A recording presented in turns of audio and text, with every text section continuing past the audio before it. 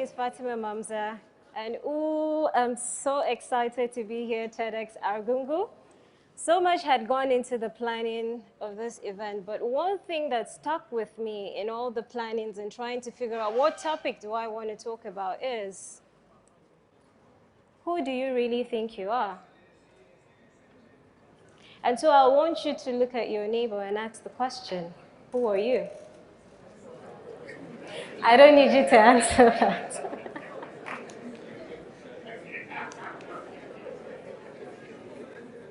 One thing the world has tried to effect in us is a sense of commonality.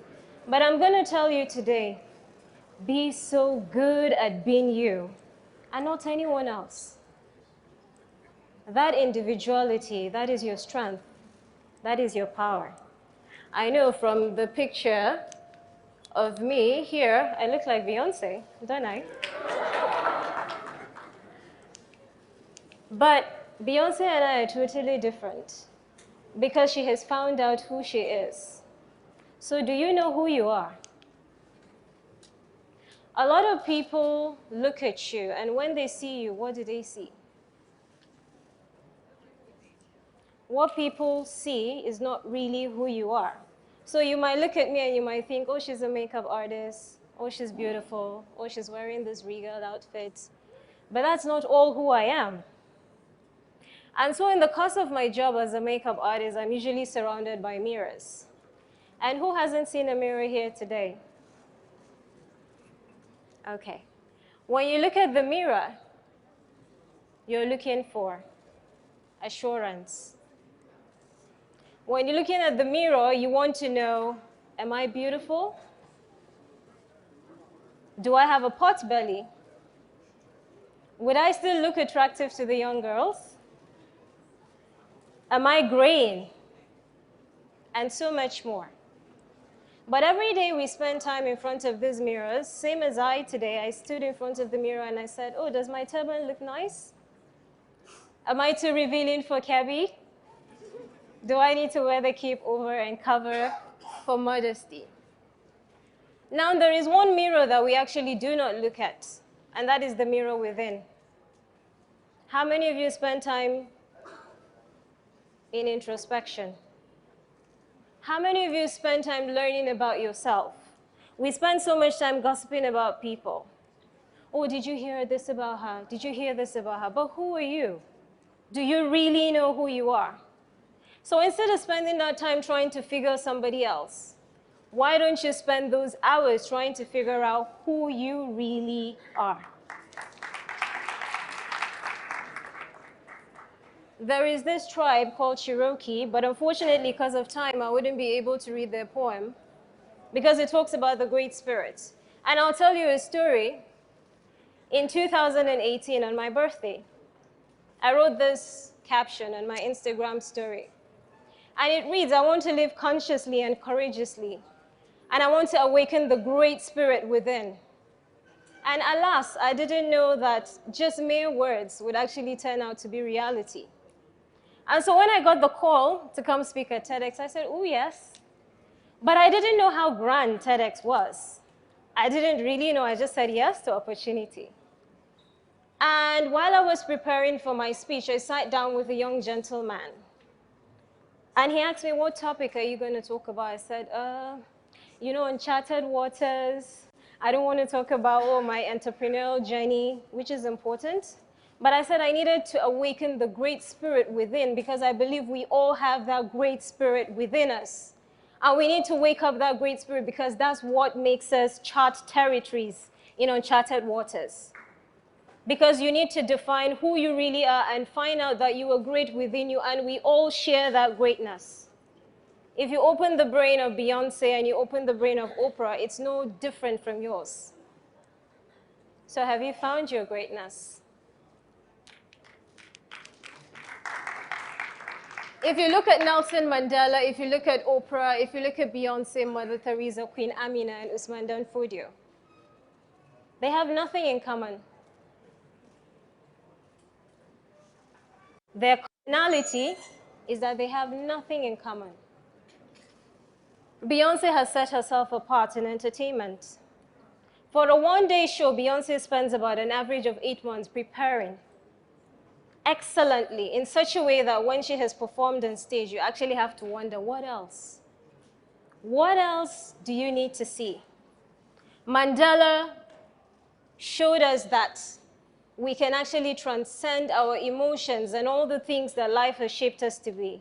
He was that great president who stepped up from the prison and became the first black president to walk in South Africa. If you look at Mother Teresa, you do not remember her for her wrinkles, you do not remember her for her smile and all of that. You remember the greatness that she has lived. When you talk about Queen Amina, how many of you actually remember Queen Amina by her face?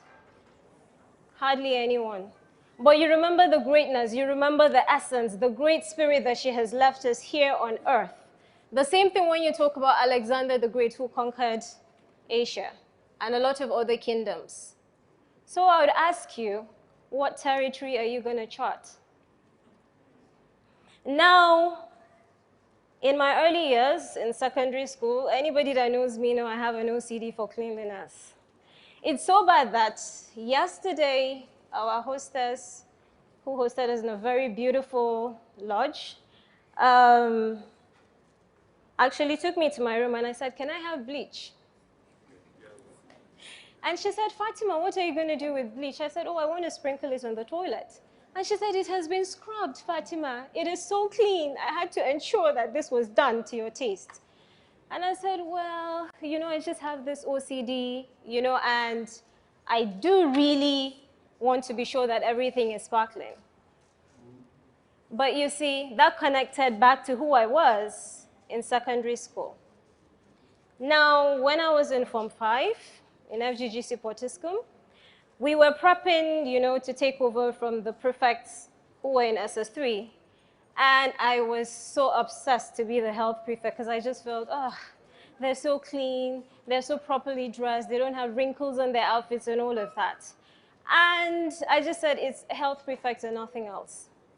But when I walked into the hall where the principal and a lot of other teachers sat in, I just took a few steps and she said, that's my head girl. And I said, okay, I'm not vying for the position of the head girl. But I had the option of saying no, but I said, okay, let me chart this territory which has not been charted in my own life. And let me see what lessons I'll learn along the way and how far this will take me. And in that essence, I built who I was, and I built some leadership skills and human skills that probably as a health prefect I wouldn't have access to. So, what is the Great Spirit? What is common about the Great Spirit? Who has the Great Spirit? Each and every one of us have this Great Spirit. If you see each and everybody here, they have something in common, and I'll take you through 5 salient points. One thing about great spirits is they live fully and they die empty. If you look at Tupac, I'm talking to the guys right now. Tupac had so many albums that even when he died, his albums kept selling. So today I ask you, if you leave this world right here, right now, would you leave a legacy that would outlive you? Or would it be just 1 month, 1 week, and they'll forget about you? What will be the story of your life? Another thing that great people have in common is they say yes to all opportunities. So when the opportunities come, say yes, yes. Say yes to the opportunities. But one thing about great people is they know when to say no. Because when you say yes to opportunities, you need to learn to say no to distractions. So how do you figure out those distractions in your life? It's taken me a long journey, but along the line I figured out that I need to learn to say no. So sometimes I run away from my office because when I sit in the office, so many people want to talk to me because I have taken upon myself to go on this journey of self-discovery and helping people awaken the great spirit within themselves. So sometimes I sit in my office and from morning till 6 p.m., people just keep coming, oh, Mamza, I just need you to help me with this, I need you to help me with that. And the whole day is gone. And I haven't done anything towards my journey except awaken the great spirit within others. So you need to be able to say no to distractions, figure out what the distractions are in your life, and say yes to the great opportunity. Another thing great spirits have within them is they chart uncharted territories. So if Beyonce has said, I want to be exactly like Michael Jackson, I'm sure when she's performing, you'll say, oh, but I've seen that. I've seen it all. Now imagine you're on beach and you're walking on a beautiful beach that hasn't been walking on before or trodden. When you walk a few steps forward, you see your footprints on the sands of time. Now, if you walk that beach and I go behind you and I walk the same place you put your feet on and another person walks on that, there is no territory being charted. So therefore, you need to find the courage within you and be fearless and chart a territory uncharted. My journey as a makeup artist started when I was in ABU Zaria, and Aisha Ogi was kind to make a remarkable difference in my life. So I studied biochemistry, but I got bored of all the enzymology and all of that. And I knew that I had an eye. I knew I had an eye to see the beauty that is within, and I could bring it outside. So I'm a makeup artist, but I'm so much more than that. When I sit with so many women, what I see is insecurity. Some issue that some person has planted within you. Oh, Mamza, I hate my nose. Can you make it smaller? Oh, Mamza, my skin is, can you see? But I can't see that. Oh, Mamza, look carefully. There's this place that is brown. Oh, but I think you're beautiful. Oh, Mamza, I don't like red lipstick. I've been told it doesn't look nice on me. And I usually tell them, okay, let's take a bet. If I'm able to make you love that red lipstick, would you pay me double? But it never happens. So, but the truth of the matter is, as a makeup artist, what I do is I try to heal the issues you're dealing with inside, and I'm trying to awaken the great spirit within you and let you know that you're a human being. You're a great spirit. And you're not defined by all the external factors. You're much more than an individual of Kebbi State. You're much more than a citizen of Nigeria. You're much more than an attendee of TEDx Argungu. You are a great spirit. So ladies and gentlemen, I would actually ask your indulgence to please stand up and put your hands together for one of the greatest people you're going to meet today. Please, I ask you to arise and put your hands together. I'm introducing you to the great spirit. You are a great spirit. Thank you very much. And so finally, before I leave, I'm just going to quickly run through a poem to awaken the great spirit. This was a poem that I just went through as I went along my journey. So we're beckoning on the great spirit, the people who had lived before us, the Queen Aminas and all of that. Great spirits of all who lived before us, fill our hearts and soul with all you know.